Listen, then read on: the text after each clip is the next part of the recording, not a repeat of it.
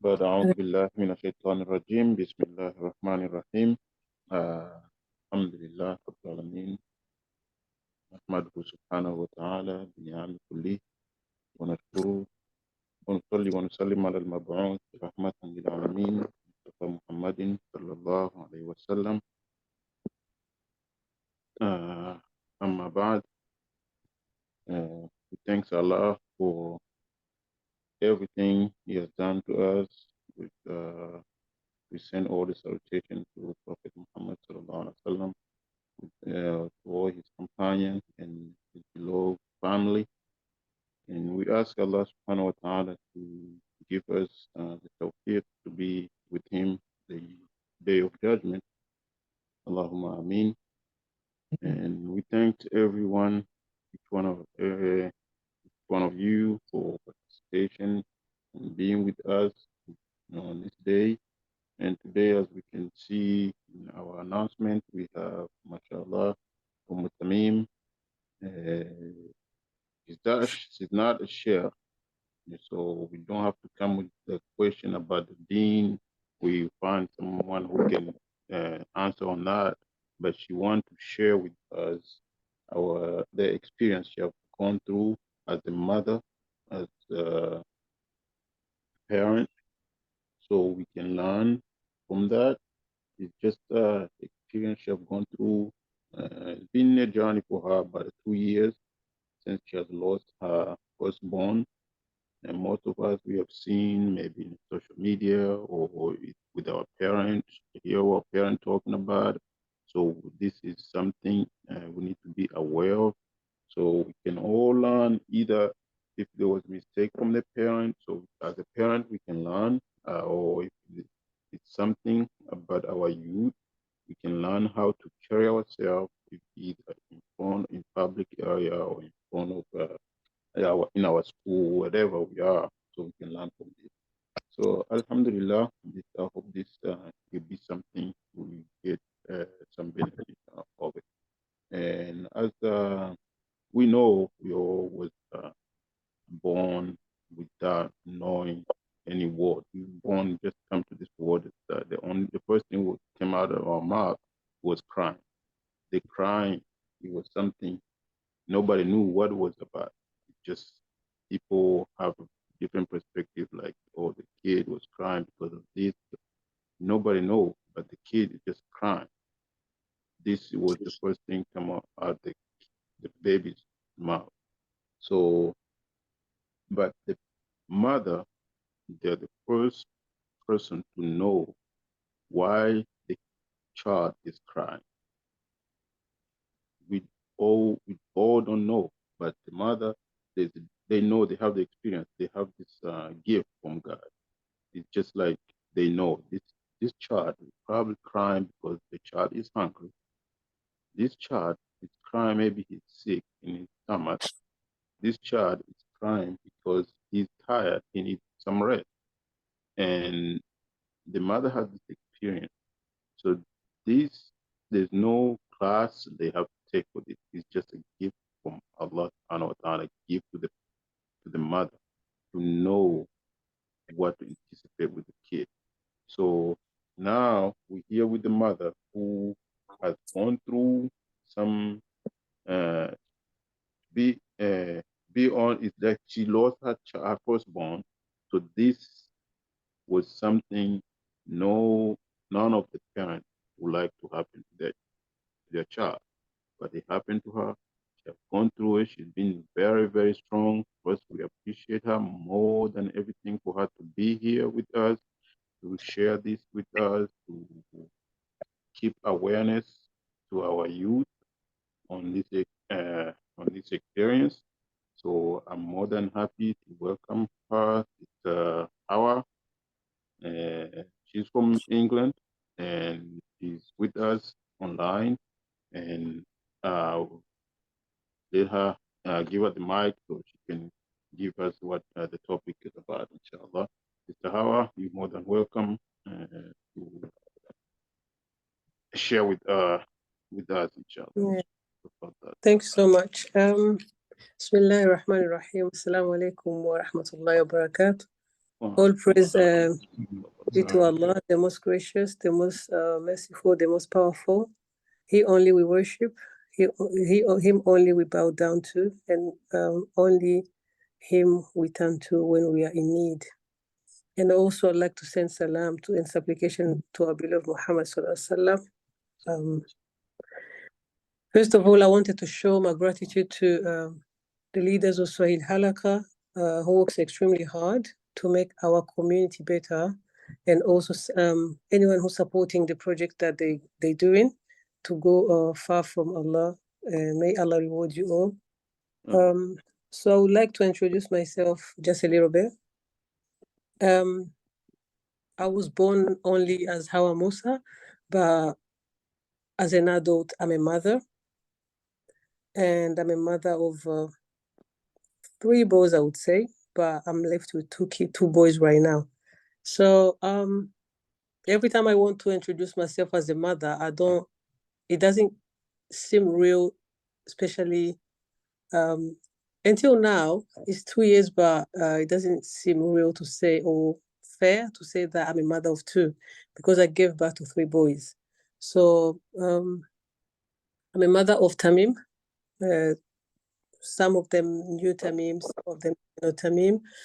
He was only 15 years old. He just turned 15 and he died when he was 15 and 2 months exact. So since then, it's just been a struggle, but also as a Muslim is something that we expect sometimes to happen because we all belong to Allah. We all will be returning to Allah eventually. But also as a mom, as a human being, the pain, the impact is just hard on us, not only me, my kids, my close families, my friends, and even the neighbors, the whole community. It's just something that is something I always go back to and say, this was wild. But also, I always learn. It can take time, but I always learn how to deal with the situation. And I always, in the end, try to be positive in every situation. So who was Tamim? Tamim was my son, my firstborn. He was shy. Maybe he was too good to be true, I would say, because he was kind of a perfect boy. And I'm not just saying it because I'm his mother, but he was too good to the world.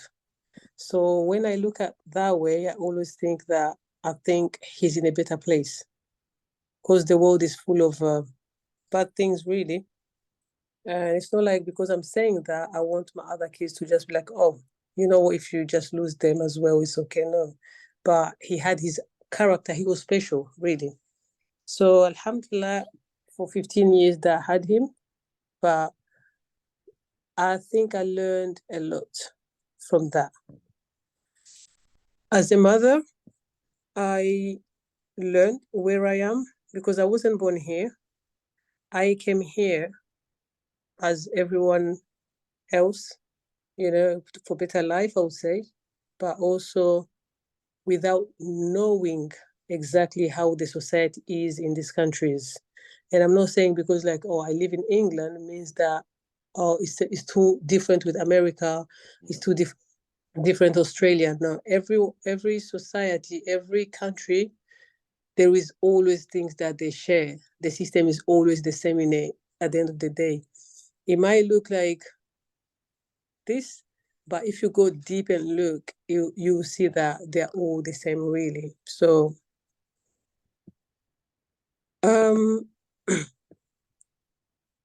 I think we fail our kids, and it starts at home. Kids don't really want to share or don't want to be friends with their parents because they think maybe parents will judge them. The thing is this, I think for young kids, they're supposed to know that no matter what, no one will ever come close to love you like your parents. Your parents are the only people who can, I would say, they can support you in every way. No matter who's gonna come to your life, tell you otherwise, your parents come first. Your parents can just like, they want you to have more success. You can just ask, oh, you want me to become a doctor, but you are not a doctor. Yes, I didn't become a doctor. Maybe life circumstances, or maybe I was I was stupid. But because I was stupid, I'm just trying so hard for you not being stupid as I used to. But also, I want to remind the parents as well to just put that on the table, the conversation with our kids, because so many of us don't really know where we are. We don't know how the system works, education system. We don't know how the government works. We're just living day and night and go to work and come back home, or go to school, come back to home. And you see your son, you don't know who your son is, because most of you young kids, we know that you have double identity. You have your identity at home, but also you have another identity at school. That I learned that from my firstborn when he died. How? It's not because he was a bad kid, but because I never allowed him to go to sleepovers. I can't allow him to go to a house that I don't trust. Means that I've got him by myself. I think I know him more than anyone else, but that is not true. Because when he goes to school, he's with his friend. So he's just becoming cool with his friend. And the way he's gonna react with his friends is not the same way he's gonna be with me. You know? Doesn't mean that way he's his friend, he must be bad. No. But he does have another identity that you don't know. So sometimes he can be in trouble, and the teacher will tell you, like, your son is doing this, and you are the first person to deny it, because you only know when he's at home, what time he's going to be at home. When he goes at school, I would say, and then he comes back afternoon, you don't have time. You're just in the kitchen cooking for them, and then rush maybe madrasa, maybe another activity, and then after that, it's time to go to bed. So you don't really know your son or your daughter. So for us, we have to work really hard with schools. I get that we live in the Western countries. We've got black boys, we've got black girls. So it's just a reminder every time that they will never be treated the same as the Western kids, that like white kids or whatever. But we have to try our best to just know who are with our kids. There is something that we call grooming in the UK. Grooming is like, we do have chicken and chips. So kids, when they come back from school, they go there. So there is other adults who are there always to tell them that, oh, I can buy you chicken and chips. So you take some drugs and go to your school and sell it. So that's how it is. And then your son is coming with chicken and chips that you didn't give her money or give him money, and you think that's normal. It's not normal. You know, you have to ask questions. Or another time she will come home, or he will come home thinking that maybe, you know what, he got nice trainers. Who gave you those trainers? Well, I don't know if you call it trainers in America. Um, let's say Nike shoes or Air Force One, things like that, or Jordans. And you didn't buy those shoes, but you're not asking questions, just only one question and that's it. But that's not how it's supposed to be, because these kids are targeted. These kids are here, especially when they're turning 13. Even some teachers, they see black kids like, oh, okay, he's a teenager, he's a black teenager. They already gave you like something that you know good, but also you kids are giving them something to destroy you for. Like, okay, then he thinks I'm bad, so okay, I'm black kid, so I need to behave bad. You think it's cool, but it's not cool. That's what, and make you go to those people who are grooming you, who are like playing it cool, but them people are the one who's destroying you. So parents should be aware of that. But also you kids, because this group, I think, is 13 years old, 14. I know that at 13 years old, you should know better. You should know this is wrong, this is right. But also before becoming a 13-year-old, you are a Muslim. this is the way of a Muslim to live your life. This is the way that you should live your life. But if you're ignoring that, obviously you will go to haram things.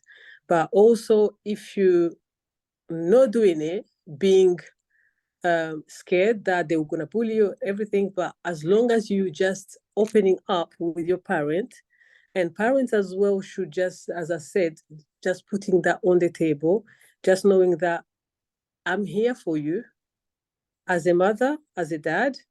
If there is anything wrong with you, just come to me. Do you understand?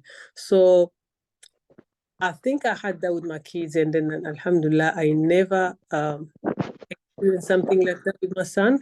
But so many people, because of not knowing how the system is, how these crimes are, first thing that everyone thought, they were thinking like, maybe he's in a gang, maybe he was involved into something that he shouldn't. But as a mom, I had just a little doubt, like, does he go out when we're sleeping at night?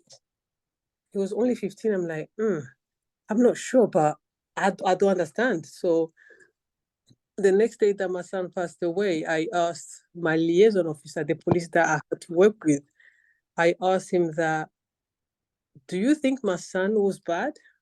But because he couldn't give me so much evidence, he said that not at all.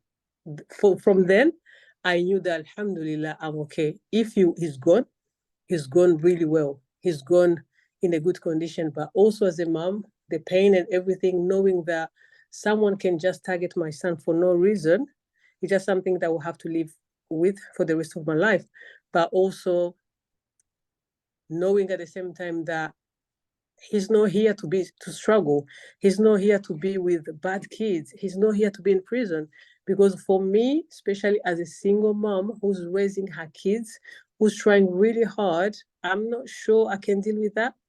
Because we do everything for our kids. So it's just really hard to see you raising your kids and they're turning really bad.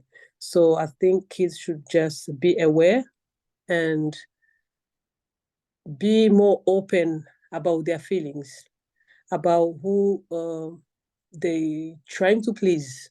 Don't please people. Don't just follow people. You know that you are a good person or a bad person. You know that this person is good or is bad. So you just have to choose wisely because you are who you are surrounded with. If you're surrounded with someone who just let's say selling misk like perfume, you're gonna smell perfume. But if you just surrounding yourself with someone maybe who are not really good, you're gonna be like him, or they'll be mistaken saying that, oh, you're kind of the same person. So my son, where how he died, it's not because he was bad. He was just coming from school and then went with his friend to the shop, and then there was a fight. The fight that no one knew him at all, and then because he just went somewhere that there is those bad kids and to the shop, he's the one who's losing his life. So it's just kind of like really hard to accept that when you are another kid kill you, saying that, oh, sorry, I didn't know him, but that's not enough. It's really more painful when you go to justice system and the trial, and people think that, well, our justice system, especially in Britain, is really bad because they don't put you to jail like maybe for 10 years or we'll say they for life, like in America.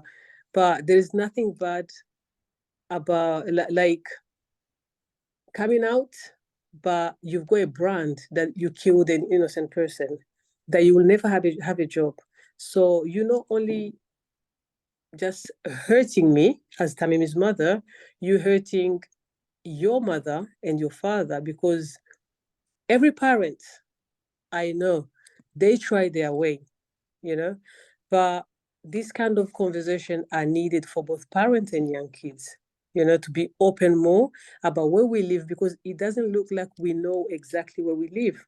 So I will advise kids to just like choose wisely your friends at school, because everyone is allowed to have friends, but what kind of friend are you surrounding with? You know, what kind of family are you going to have a sleepover? And parents as well should know that, okay, this is the family I can choose to go to, sleep in their house, or just sending my son to.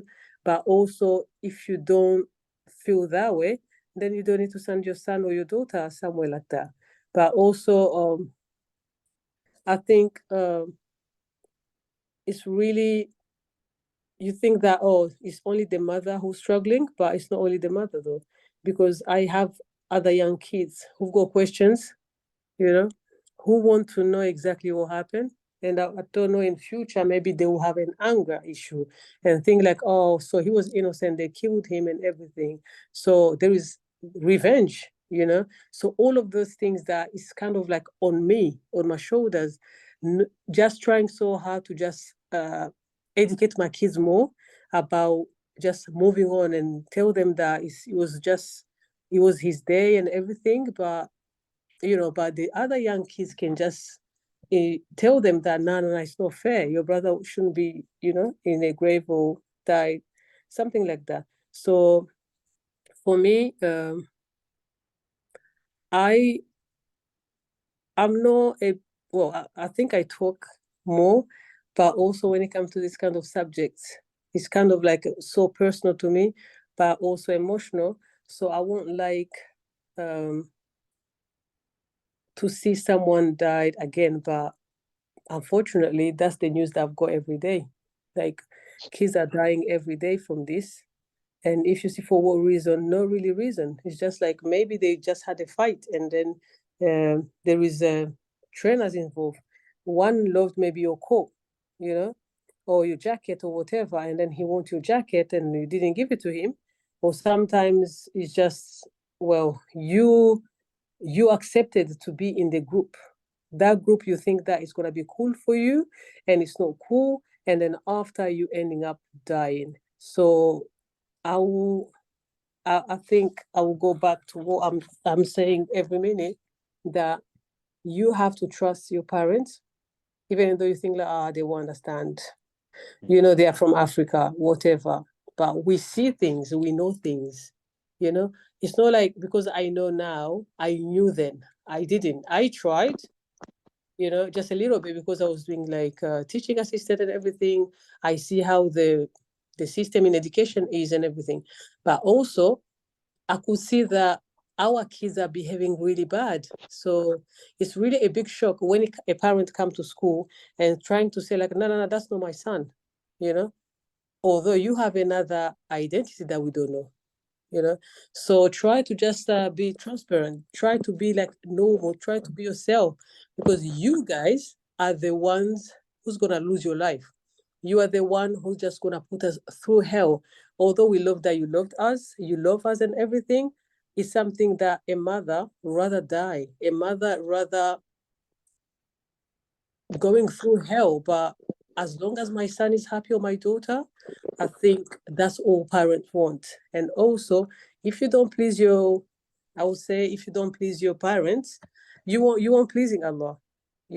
So try so hard, try really hard to just like be open about your feelings. And I, after my son, I was given like therapy. I've done so many therapy just because I wanted to know more about how therapy works and everything. But I don't think therapy works as long as you know that sometimes Allah brings trial in your life, and that trial, after that, you might have good things, or maybe Allah is trying to protect you about something. As I'm saying, Allah was trying to protect my son, because this is not the world he should be in. If you see like the whole thing about the country, not only here, Western countries, we have to be more aware about where we are. Being cool doesn't mean you have to just sell drugs. Being cool doesn't mean you have to bully others.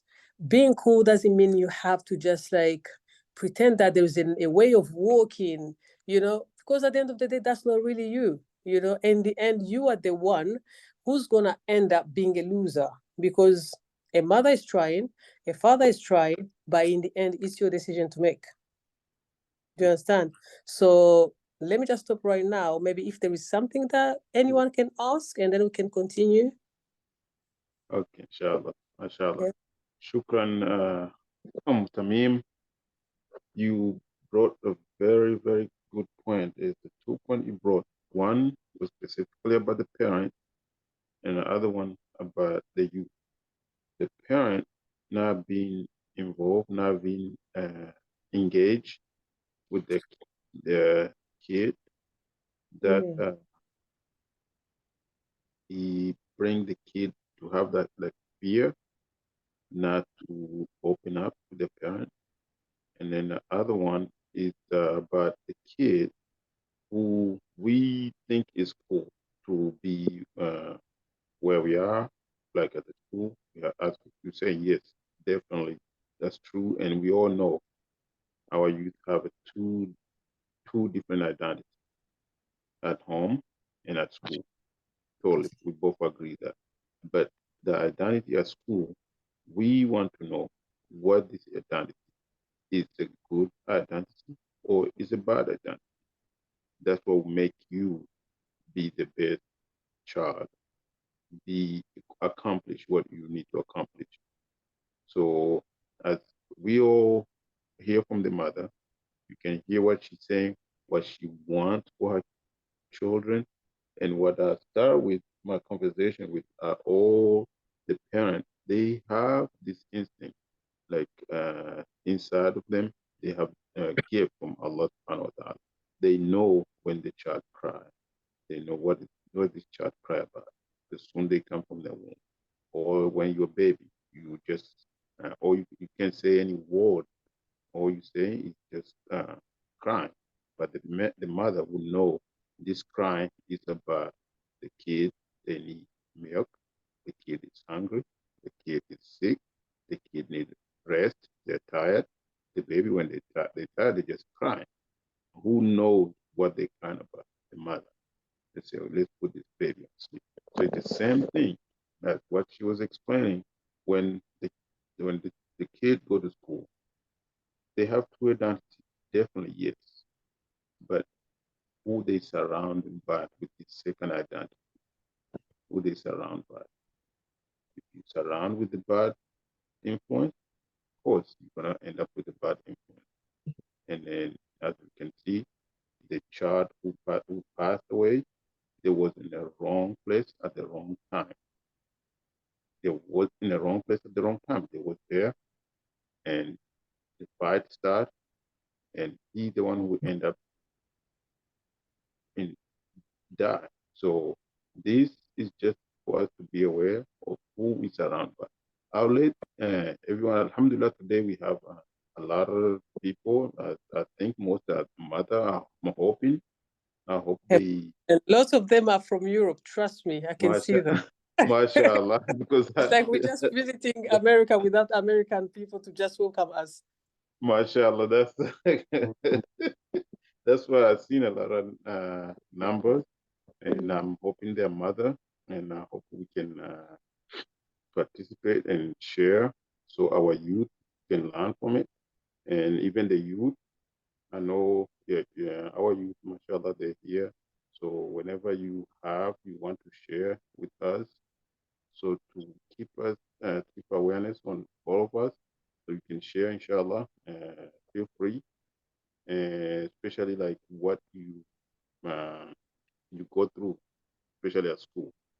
So you can share with us, inshallah.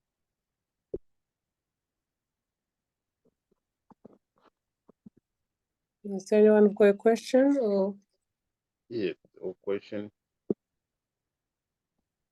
I've got a question. Yes. First of all, Assalamu alaikum wa rahmatullahi ta'ala wa barakatuh. Wow. Okay.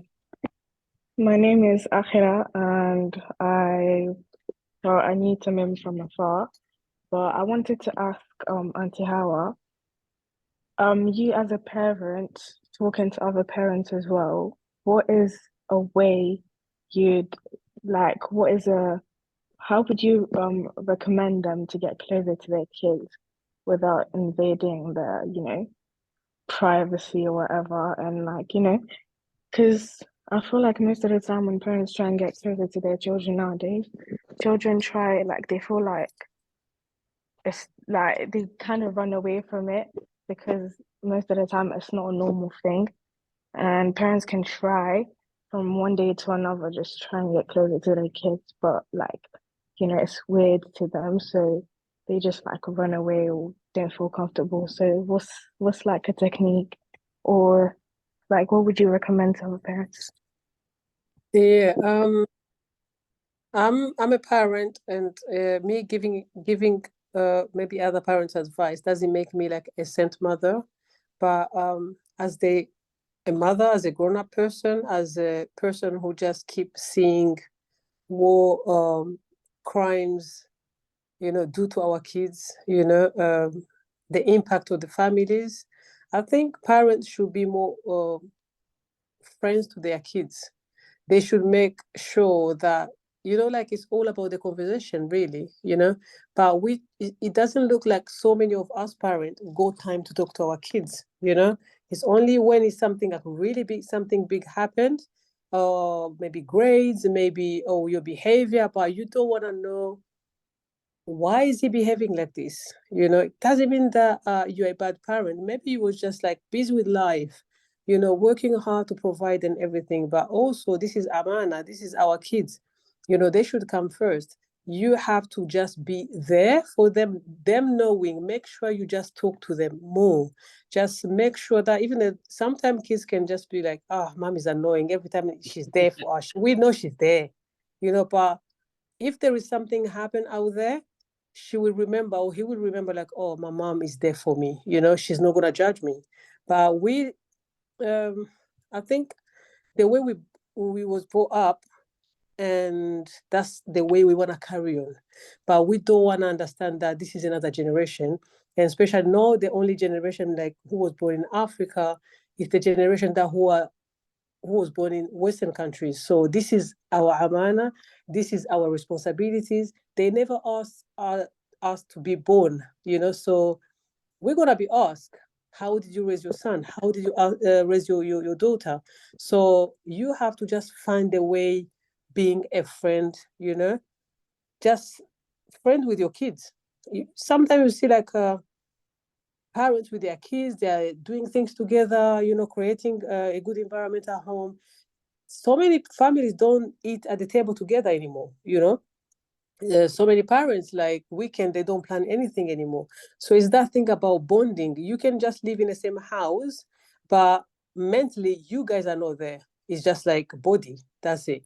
So it's that thing about bonding with your kids. Make sure at some time you just bring big conversation at the table. Make sure you listen how they think, so you can know your own kid. So, and then after that, you just make sure after the conversation, it depends how your kid is responding. You can just like, what, the world isn't like that, or you are well done. You just you're thinking really well. So anything that you think that is hard for you, I can explain to you.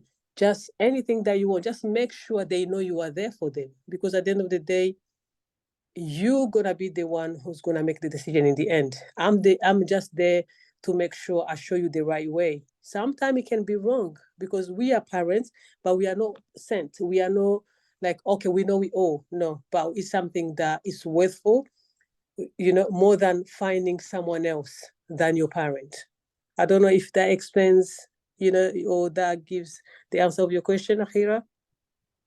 Yeah, it does. But I have another question, yeah. Yeah. So as a parent, how would you like recommend like if a parent has suspicions of their son or like daughter doing stuff that, they wouldn't like their kids to do, how would you recommend a parent to approach their kid?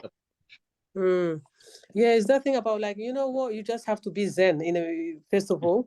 You just be like, no, let me just calm down a little bit.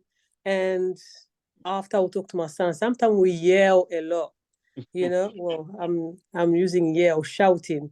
We shout a lot, and then even that your kid will respond to you, she won't respond anymore. Like, okay, then that's fine. As I said before, so many black kids here, they just trying to be so bad, because they already branded that they are bad. So let me just be bad anyway.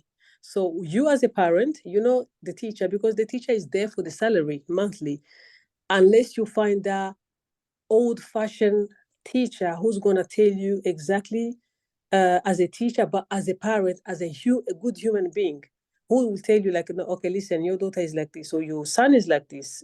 And then again, if you're ready to listen, who your son or your daughter is, and then just go slowly, just because we just, alhamdulillah, I don't know about the fathers, but as moms, we do have instincts that Allah gave us about so many things.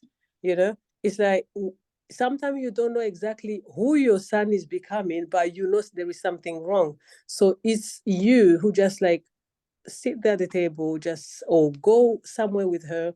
Is something bothering you? You know, just sometimes that you feel you have that instinct, and next time she will come to you when things are really hard. That's what I would just suggest.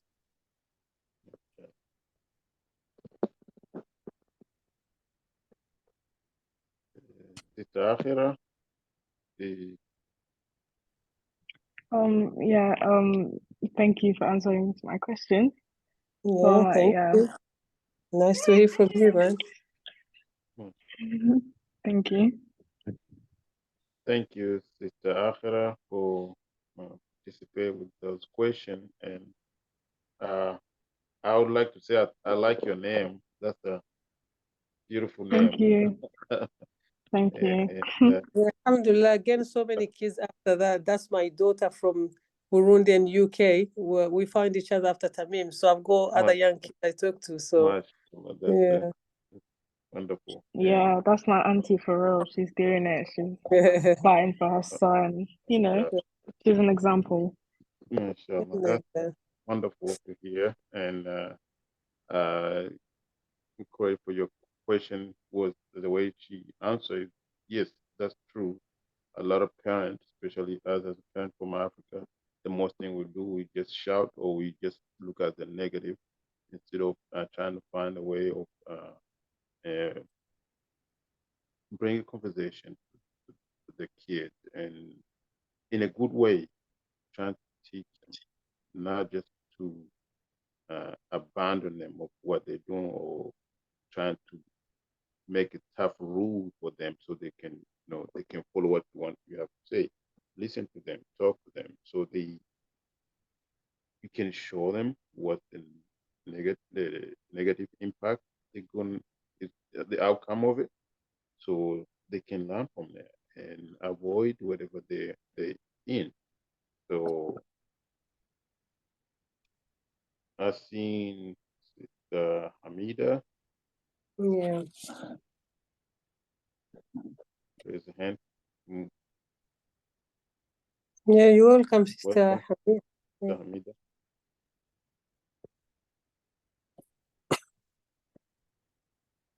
Hajat, you're on mute.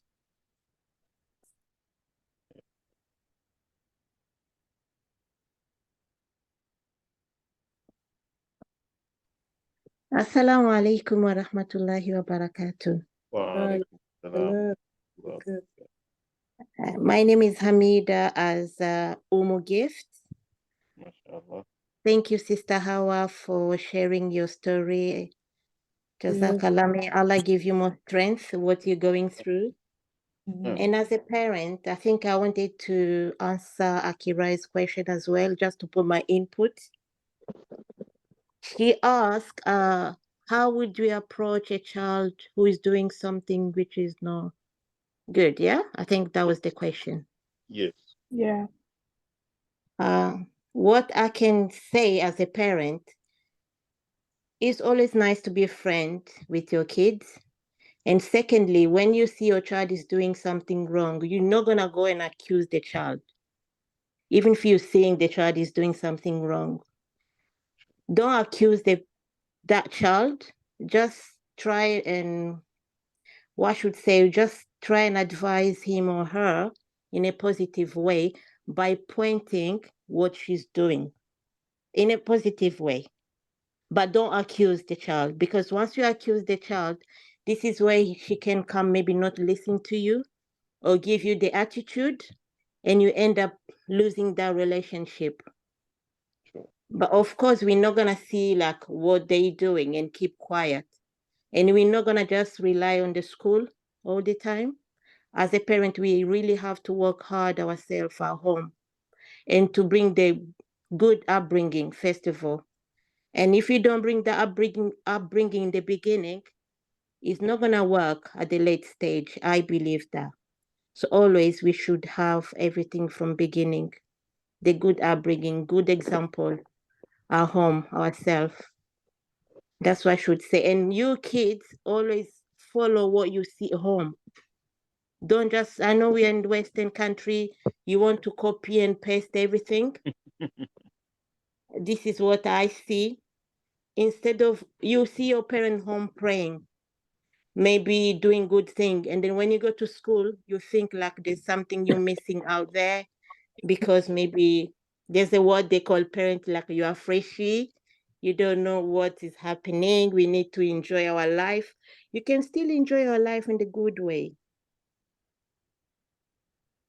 And Well, sorry Islamically, for interrupting, but you mentioned school, like, and all of that, and I feel like as a teenager who's currently studying in the UK, I feel like, well, I study sociology in school, and it's basically the whole labeling. Labeling is when teachers act a certain way towards certain children or like a certain ethnicity, showing them that, you know, they're lower than other people or they're like underperforming. And I just feel like, especially as an African community, Black community, and because like most of the teenagers spend more time in school than at home because parents be busy trying to afford, you know, cost of living and all of that.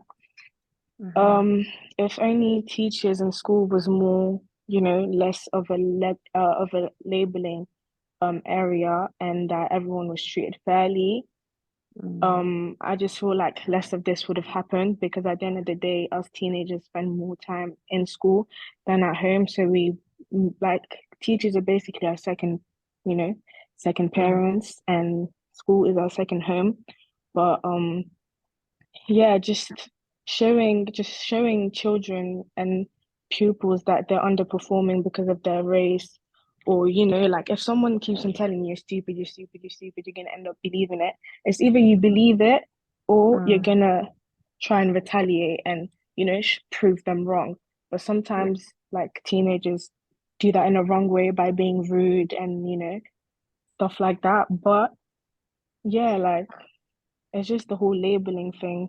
If school was more of a good environment and by example, then I don't think all of this would have really happened. Okay. Can I just answer that? I do understand exactly, you're right what you're saying. This is exactly what is happening. But you as kids, you need to come home and share with your parent everything, what has been happening daily. No matter how your parent will be busy, but if you involve your parent for everything, the parent will make a time. Then if you see your parent, dad or mom or aunties or cousins, whoever, or sister or brother, I'm sure one of the family will be there for you if you bring these things home. And they will have to have a meeting at school every day with these teachers. Trust me, I've been there and I know I've seen it. If you make your effort to come home and discuss this with your parent, and the parent every day at school call the teachers and ask the meeting and go and have a meeting, your parent and the teacher, say everything in front of your mom, aunties or sister. Trust me, they'll be scared. But if Yeah, but you I feel like no at don't, some point, African parents, like, it's not African parents, but it's just yeah, like, we're kind of used to it. We're kind of used to teachers, like, looking down at us. We're kind of used to, you know, yeah, so it's I just a thing agree. where I feel, yeah, you can tell your parents, you tell your parents and all of that, but I feel Yeah, like majority of the parents either can't be okay. asked to go all the way to the school, or Thank can't find you. time, or either, you know, it's just a Yeah. common thing, so they just firm it. I understand. So I think this is what you, like this new generation, you have to bring home, because maybe the parents, long time, they never bother going to school, follow up what's happening with the kids. But if you come and educate your parent, then it's going to be the other way around. You come home, educate your parent, start giving that push. Can you please come to school? I need you. If you're even working full time, please do a part time that day. Come to school. I need you to support me. So slowly, some parents, they will make a change, but by bringing the pressure home. Don't just come home and cry and be yourself. And no, I'm telling you, everything is possible. You have to stick for yourself, stand up for yourself. They will respect you.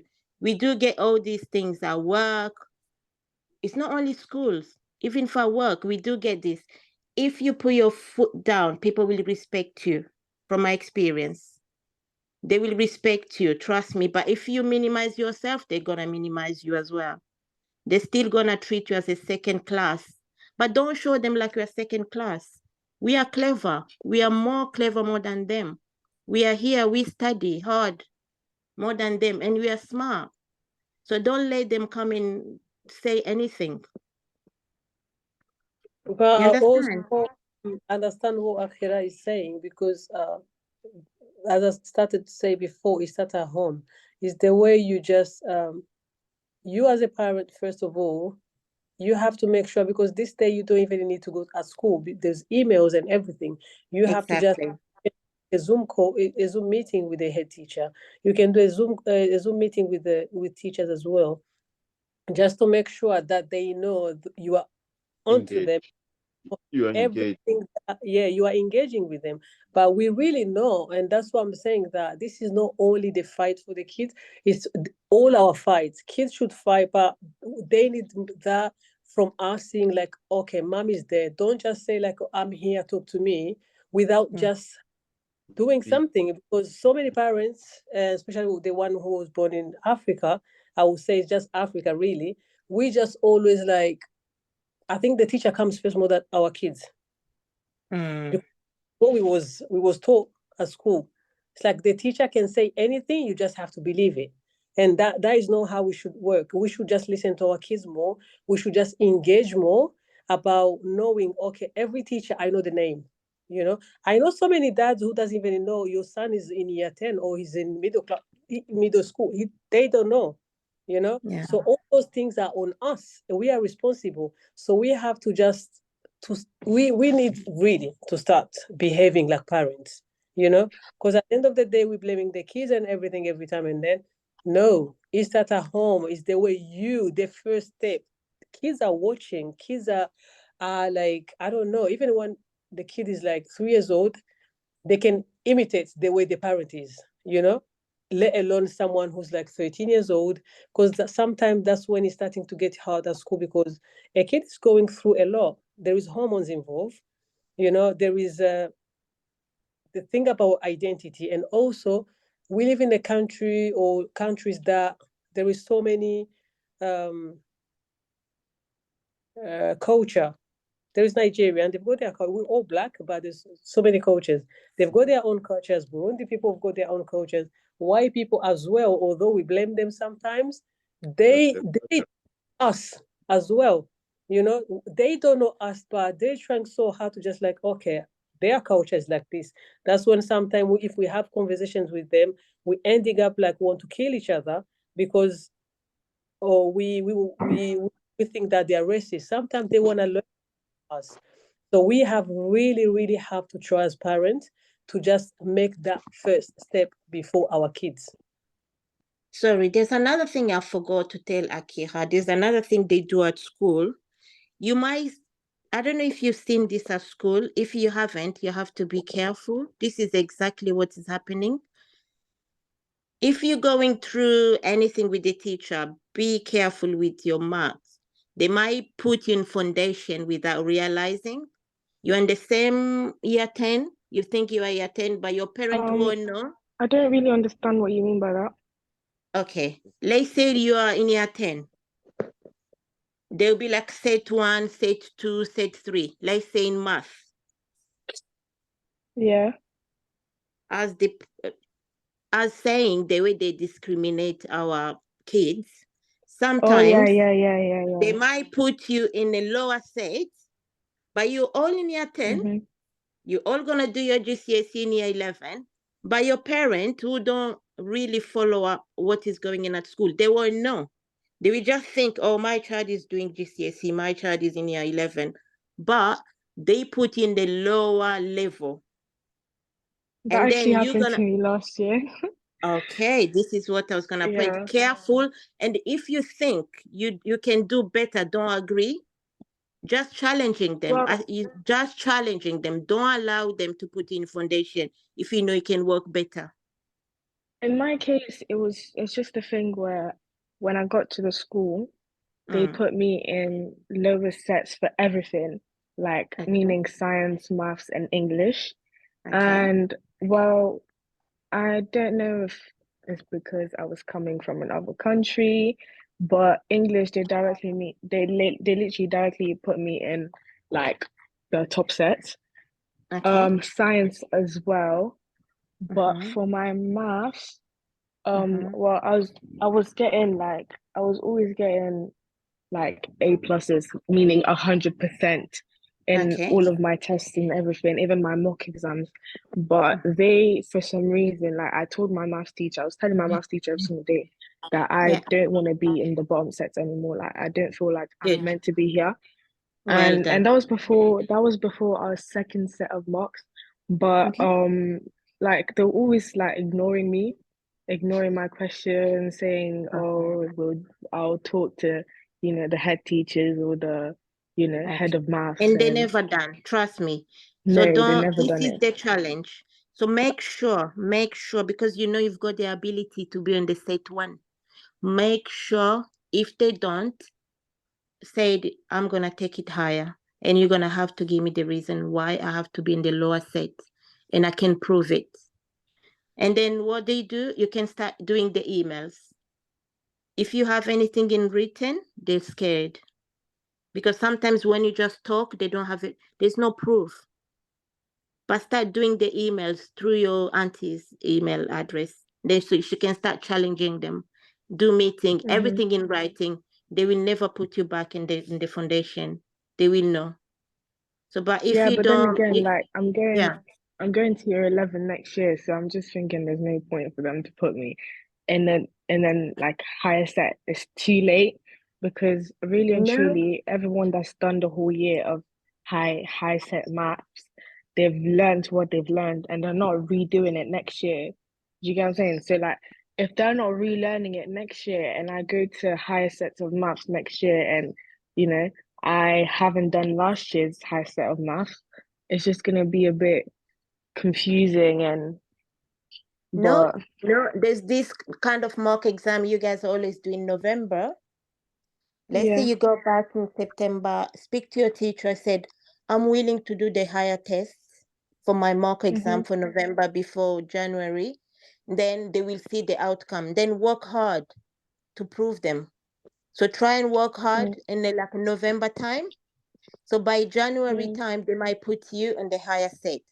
Otherwise, on your GCSE, this is where the thing is, on your GCSE, you're gonna be doing the foundation papers, and then you're not Yeah. gonna, and then most of the higher papers they always go up to 9 for their grade. Yeah, yeah, yeah, But yeah, yeah. because you'll be on the foundation, you never get that. Mm-hmm. Yeah, you never get 9 because they will say, oh, the pass mark for foundation level is this. You'll be like a 5, Yeah. 4. This is what they want to put our kids. So try and challenge them before January. And This that is that what. also mainly causes bad behavior in black kids as well. Like being in lower sets Yes. makes black Yeah. pupils think they're less smart than everyone else, and they end up thinking Exactly. that it's useless anyway. Like, what's the point of me studying if I'm gonna get low GCSEs at the end of the day or Yeah. whatever? So try and challenge them when you go in September. Tell your teacher, I'm happy to do the higher set. Then work hard and then your result will tell the teacher where they can put you up. So they won't have any issue to put you up if you have the answers. Right. Yeah, Yeah, I think try that. When you go that- back, try that and challenge I them. will, inshallah. Any let's issue, you can always contact us. We can even do the emails for you. yeah, do that with Auntie Okay. Yeah, you know where to find her, you know where to find me. So we Yeah, can give yeah. Yeah, we yes. can do the email for you. As long as you prove us like you've done it. Okay. Thank you. Okay, bye-bye. Jazakallah Assalamu khair. alaikum.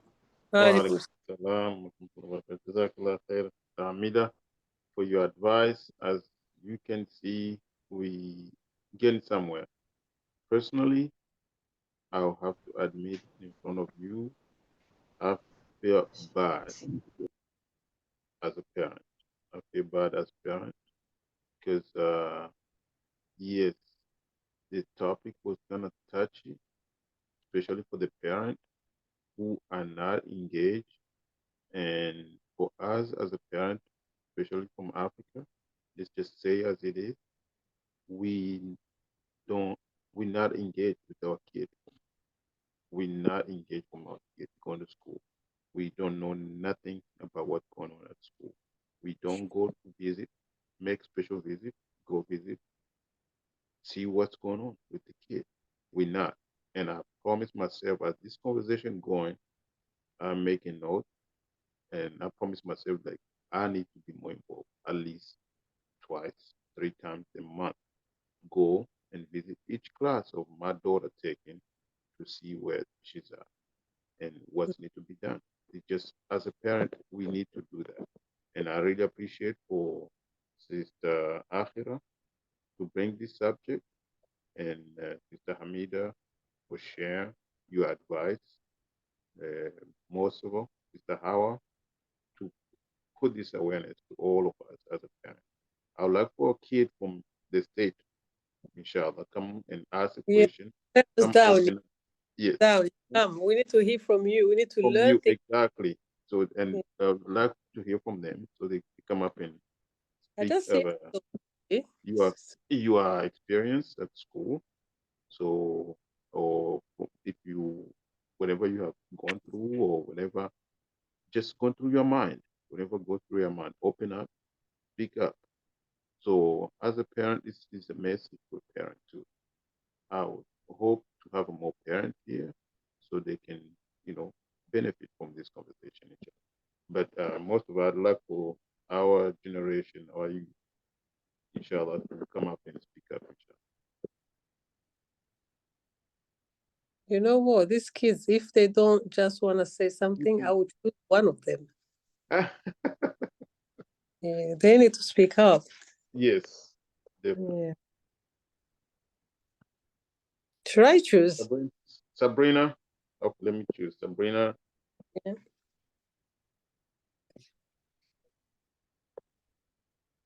I see you on mute still. Assalamu alaikum warahmatullahi Oh, wabarakatuh. salam. I have a question. Okay. What activities do you think parents and like their children can do at home to like become more engaged with one another? Okay. Is that my question or Sheikh's question? Yours. Yeah. Thank you. I think it depends with the age really and what you really like to do. As long as it's halal, I think anything that you can do if it's halal, well, according to the age, I think really it's okay. But I love bonding with some. Well, as a parent, I love bonding with my kids with something that is beneficial. It can be like maths game. It could be science. It could be anything. But also, it could even go out just to have, in one-on-one conversation apart from outside our home to just make it special. It could be bowling. It could be, it could be anything really. As long as it's halal, I think that is good.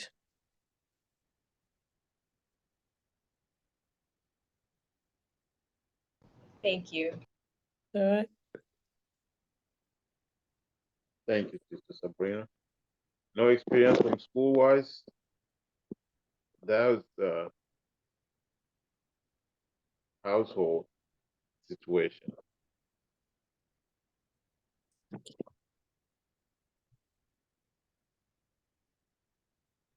How about Brother Walid?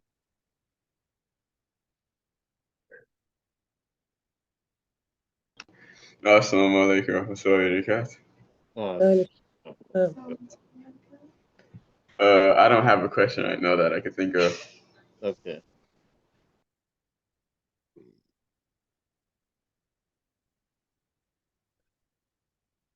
There is someone here, see Rahma. Where is she? Hello,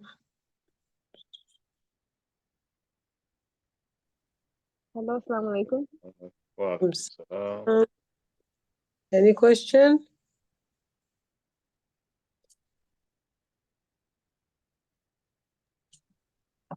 So what about friends in school? How are your parents supposed to know if they're good or bad? Right. Okay. That's simple. You're supposed to know who's good and bad because according to your age, you should know like this is good or bad. Do you know what I mean? So No, like I know. yeah, But what about them? the parents, you should be just because they are not with you 24/7. They are not responsible for your friends. You are responsible for the one who you are surrounding with. So you are the one who should just bring a conversation home, like, oh, we've got this kind of kid who does that, who does that, who does that, things like that, really. And if it, well, you don't need to just like even bring that conversation unless it's affecting you, really. Do you know what I mean? Because if you already know it's bad, that's a bonus. You don't need to. You just have to Like stay. how can you convince them that they're good? Like the Uh, friends. it starts from you first. Do you think that they are good when you come to your parent, or you just like them? You wanna fit in. You wanna be loved by your friends. They're And then good. deep down in your heart, you know that if he's bad or she's bad, you will know, isn't it? But some parents like they don't want to believe that they're good. They just believe like they're bad in everything. Hmm. Okay, that's a bit true. Sometimes, don't take it a bad way. They're trying to be so overprotective of you. They don't want you to be bad. So everything that maybe is a fear, fear is not a good thing. So it's up to you to just talk to them more. Maybe just ask your parent to just give them a chance, to just invite them. Because as an adult, you see the kids how they are at the end of the day, even if it's only one day, even though yeah, you can pretend or anything, we will know. So you just like convince your parent to just invite the kids, and also the parents should know as well that okay, what kind of kid am I inviting home? Because there is those kind of kids that if you just say okay, just bring her home, yeah, she's gonna come home and then she's gonna go back home by herself. Already that's a red flag because the parents aren't really in contact with each other. A parent should know the way I'm worried about you, the other parent should be worried about where the kid is going as well. So already that tells you what you want to know. Yes, thank you. All right. Amal, is that the Amal one? Amal, you want to hear from Amal? Well, yeah. Anyone else?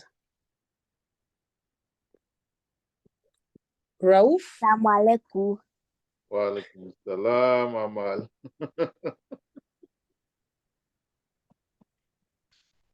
Got a question, Amal? Yes. Okay. I miss my aunt. That is not a question, but I miss you too. So that's what. Amal. All right. How about parents? American parents? I see Nadia. I see Bahati. Yeah. Is there anything you want to share? I just personally want to know how school is in like in the US or Canada or whatever it is, because I Yeah. just be seeing it on TikTok and I just feel like it's different. It's different, but like the conflict and stuff is similar. I just want to know how stuff goes over there, the whole gang, if it's at a young age, if it affects the young people, or like, if it's similar to the UK or not. I can't hear properly. What did you say again? I said, because I just want to know. I sorry, The I just want to question. know how school is like in the US, for example, Okay. and how the whole gang stuff affects school and the younger people. If it affects like the same generation and the same age people as in the UK, how it goes. Because I heard there's like these guns over there and stuff. But, you know, I just want to know how it works, if it's similar, if it's different. Okay. Thank you, Sister Akhira. I think I will date I think one of uh, I'll have maybe Sister Sabrina. You can respond to that. Okay, yeah. Assalamu alaikum warahmatullahi wabarakatuh. So I don't know how gang stuff works in like the UK and that area, but how it works here is like in a lot of like the poorer districts, like where a majority of like the less, I guess, not like the group of people that are like less wealthy, like the bottom like middle class. socioeconomic class, they tend to struggle the most because most of these like gangs start off as like little like friend groups, and then they just like recruit kids like them, like kids who single moms or like single dads, or like houses where it's like broken relationships, or like kids who are like failing in school, and they just like group together and it becomes this whole big thing. And the way most gangs here work, they use like colors, I guess you would say. So like a lot of the gangs, you could tell which like gang members can tell which member like what like gang they're in based on like, the colors they're associated with. At least here, in North Carolina, at least I don't know about the other states, but basically it's like a recruiting system. They go for kids that are easily manipulated, kids that are having a hard time in life. Mainly like they look at like kids whose like house lives are like worse. And then that obviously affects them in school. A lot of these kids don't go to school often. If they do, they're gonna like cause problems and whatnot. That's how it works here in my state. Mm. I will thank you. I think that's what I started saying before, that it's kind of the same, really, because like the way she said it, the neighborhood and everything, even like here, the kids who are in a gang, most of them are in a council estates, Mm. so people like adults come to just like make sure like, oh, we're gonna give you this because sometimes they cannot afford, or sometimes it can be like they are so valuable. The families, the way the families are, the father and the mother are just fighting a lot.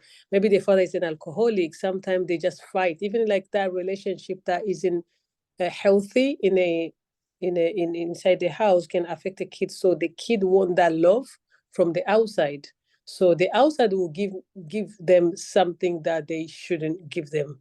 I think all of you said is really the same as here, but here also there is this kind of the song, they like rapping and everything, those ones as well, they make kids think that, oh, we can just drop the school Mm. and do the music, we be rappers and everything. The way we know rappers, they are just drug dealers.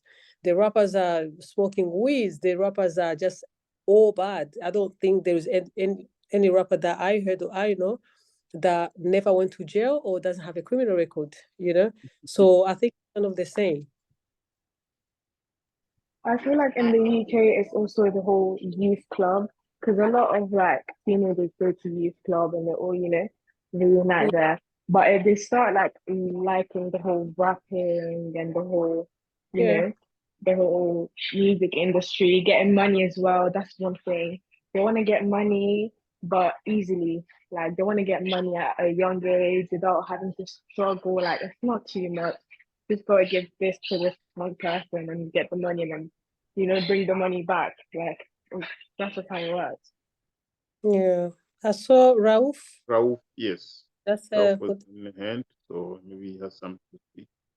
Rauf,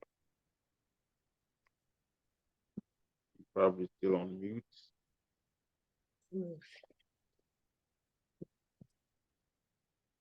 Maybe it was a mistake. No.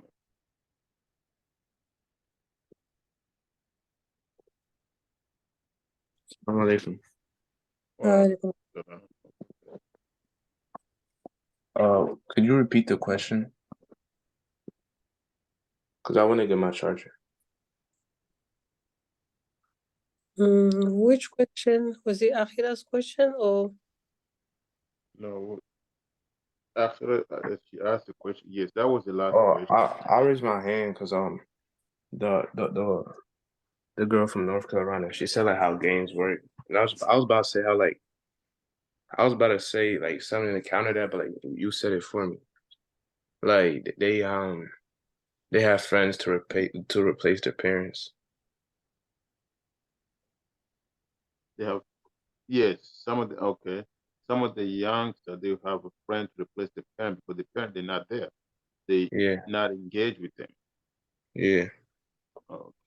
And that's how they use a friend that to lean on and to depend on them with everything, and they end up in a group, in a wrong group.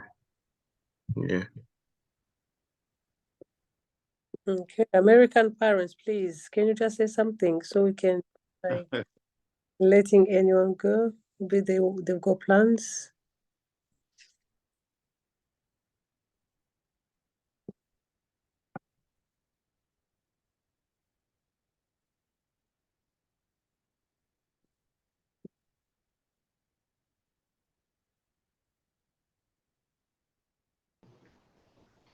السلام عليكم ورحمة الله وبركاته.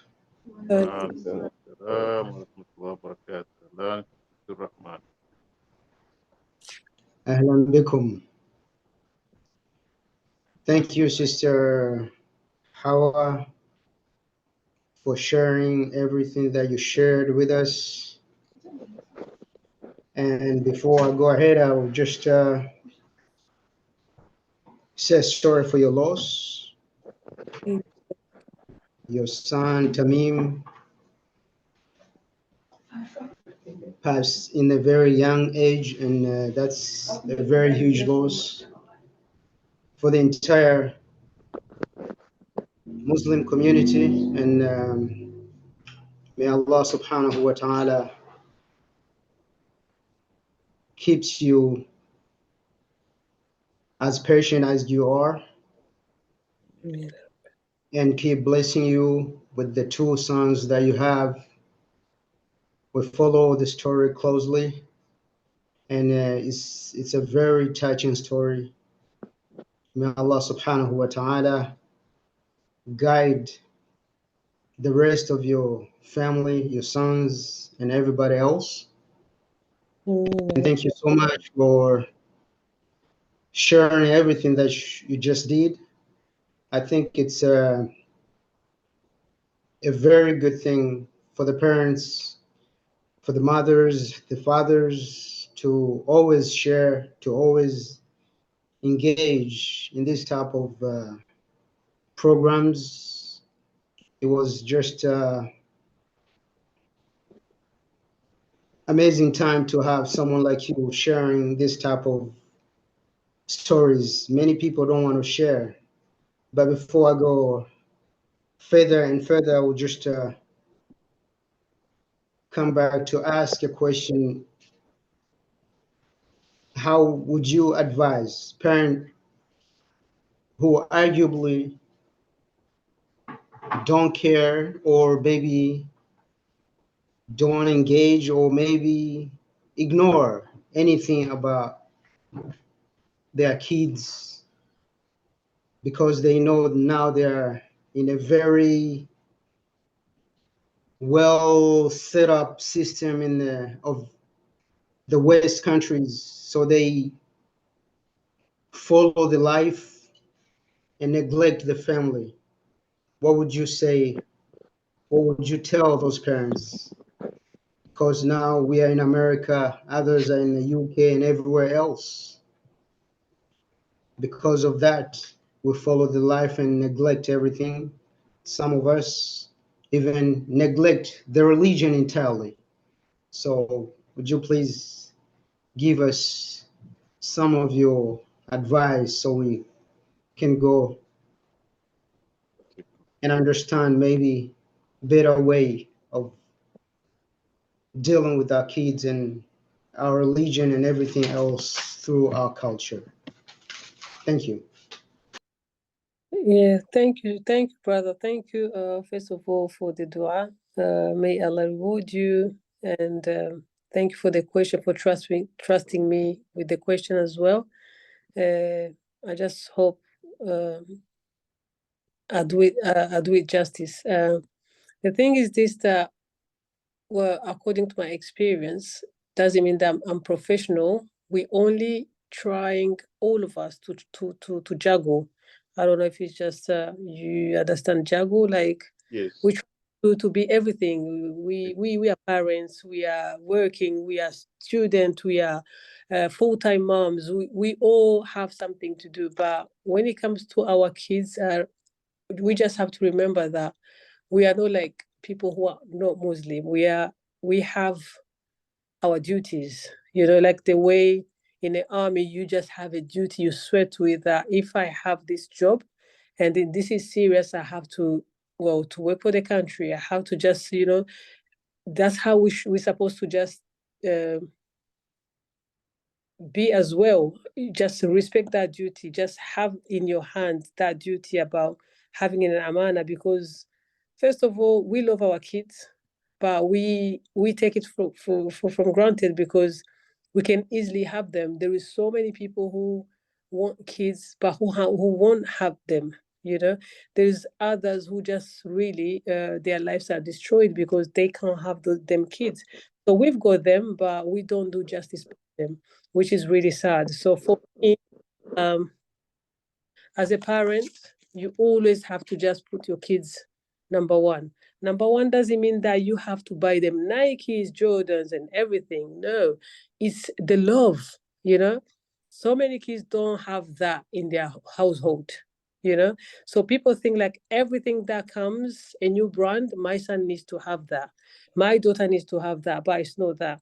If you just invest your son in, or your daughter in talking to them more, just, I think your daughter will forget about the Nike and Jordan trainers and enjoying the love first.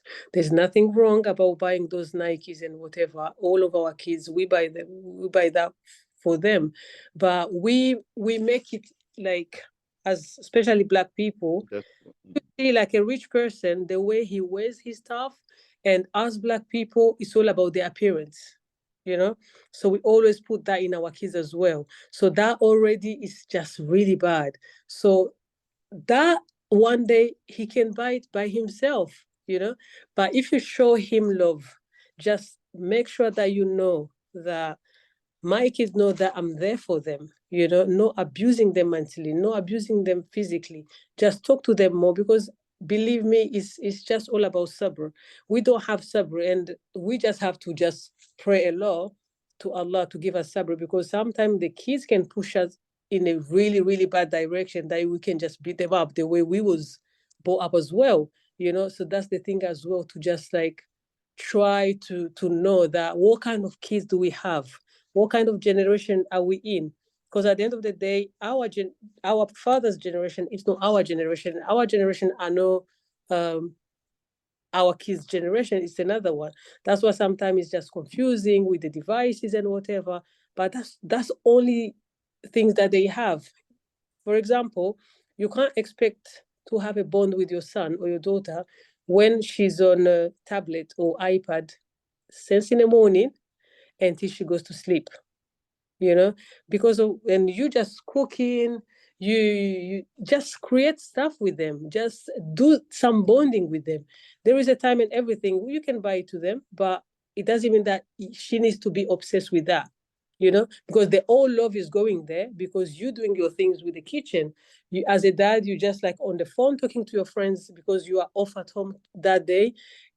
Taking that day off to know that, what, this is the day I have to be with my family. It's only the family day to day, even though we're not going out, as long as we are in the same household, we're doing things together, we're just watching a movie together, or we just creating a story like, okay, today, let's just say we're going to have a story for Prophet Musa, let's say, and then after that, then you explain to them, you ask them questions. Those are the small things that they need more than anything else. So from there, I think, Allah give us trials as well into what we love. So it's not always going to be right, but as long as we tried, because one thing that will kill me, and when my son passed away, I know that, alhamdulillah, I tried, let's say, 85% doing right as a mom. So anything else, Allah wanted to go that way. So I don't have any guilt when it comes to my son. So I won't like another parent when something happened, like going to prison or die the same way my son died. She will be regretting, because that regret can kill you, but also you will meet Allah. Allah will ask you how you raise your kid or your family. So I think that's what I can say. I don't know if it's enough.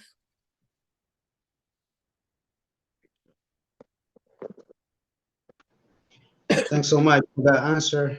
I appreciate everything you just mentioned. Thank you.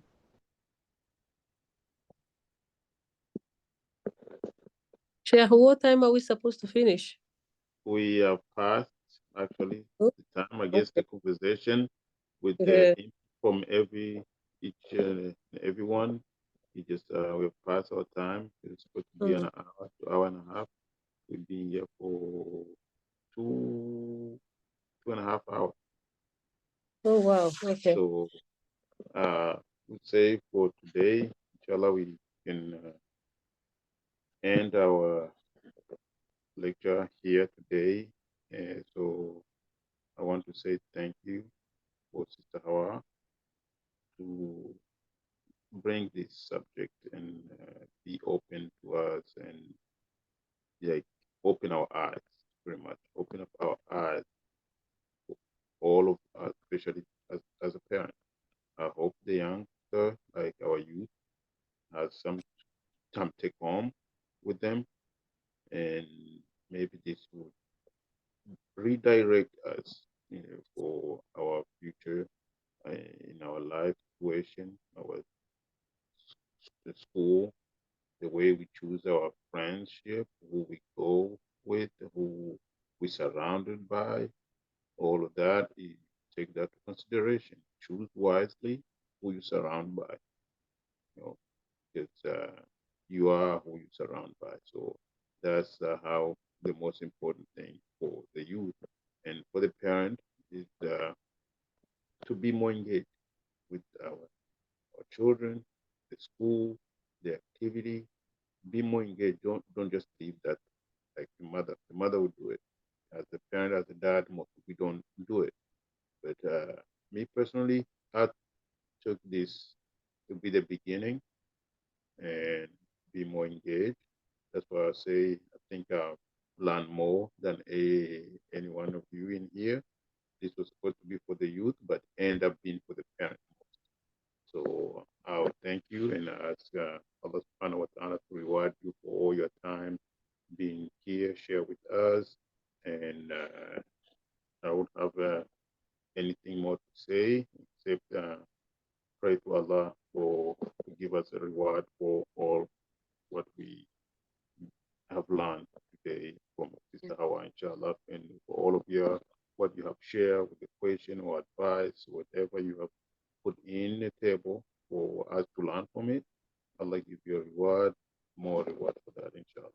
I'll ask Brother Abdurrahman, inshallah, if you can give us a dua for conclusion, inshallah, so we can end our session.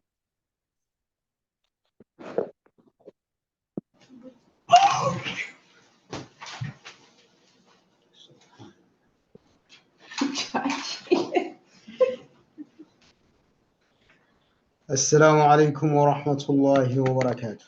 وعليكم السلام ورحمة الله.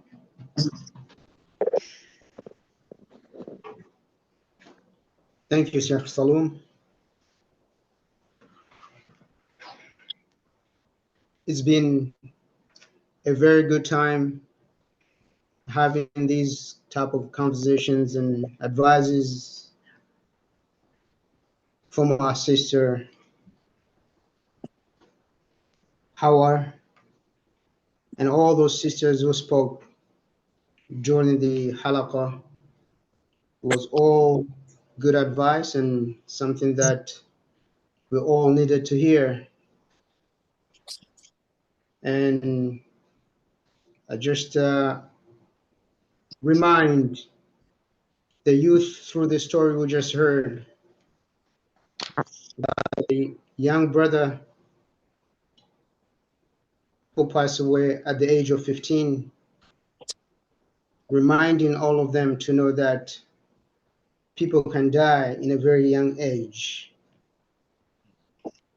And that is something that Allah subhanahu wa ta'ala made it as secret. He's the only one who knows who's passing our age.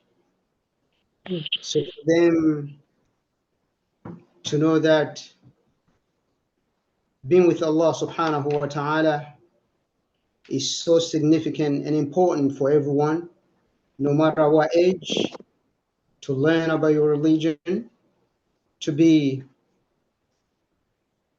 a big part of your family and your culture. It's a very significant thing for everyone, no matter where we are, in America, UK, Europe, everywhere else.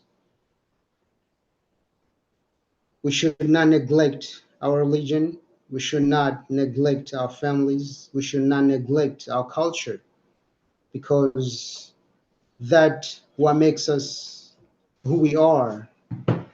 And the bond between us and Allah subhanahu wa ta'ala is through the religion, through the teachings of the Prophet Muhammad sallallahu alaihi wasallam.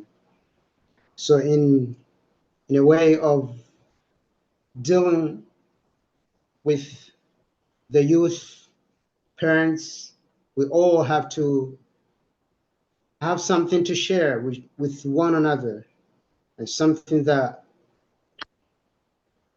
guide us back to the religion of Islam, back to the teachings of the Prophet Muhammad sallallahu alaihi wasallam, back to the revelations of Allah subhanahu wa ta'ala. And that's how we are going to be guided, and that's how we're going to be better people on earth and better people before Allah subhanahu wa ta'ala. So we ask Allah subhanahu wa ta'ala to bless all those who attended the meeting of today, Kiswahili Halaqah youth. And we ask Allah subhanahu wa ta'ala to bless all the youth. And we ask Allah subhanahu wa ta'ala to give us something out of this halaqah that we just had, something that is going to be so beneficial through our lives, for us to remember and for us to know who we are and where we're heading to. So we ask Allah subhanahu wa ta'ala mostly to bless our sister and to solve all her struggles and everything else, and to bless her with her two sons and the rest of her family, Ibnillah. So may Allah subhanahu wa ta'ala accept everything that we're doing for the sake of Allah subhanahu wa ta'ala, and may Allah subhanahu wa ta'ala make us among the good people, the good followers of the Prophet Muhammad sallallahu alaihi wasallam. اللهم ربنا أوزعنا أن نشكر نعمتك التي أنعمت علينا وعلى والدينا، وأن نعمل صالحا ترضاه، وأدخلنا برحمتك في عبادك الصالحين. ربنا آتنا في الدنيا حسنة وفي الآخرة حسنة وقنا عذاب النار.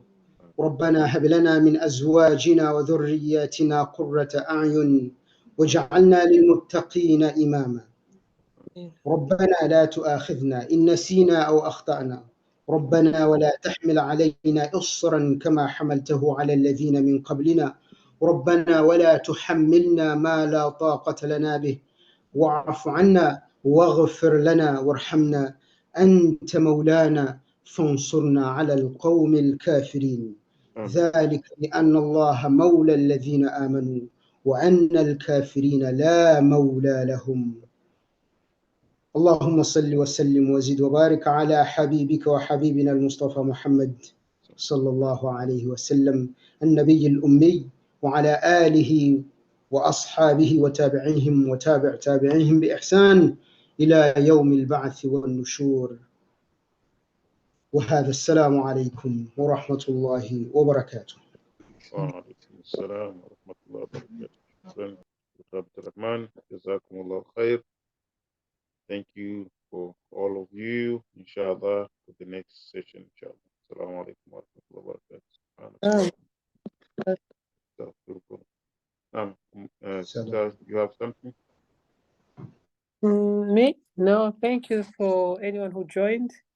And inshallah, I hope next time we can have more people from, we kind of sharing the struggle. So I would love, inshallah, so we can just be more, into this so we can help our young kids. That's all. Inshallah. Yeah. That's Yes. our goal, inshallah. God bless you. Da'wah, inshallah. Ya Rabbi, both of us. Assalamu alaikum wa rahmatullahi wa barakatuh. Wa alaikum salam wa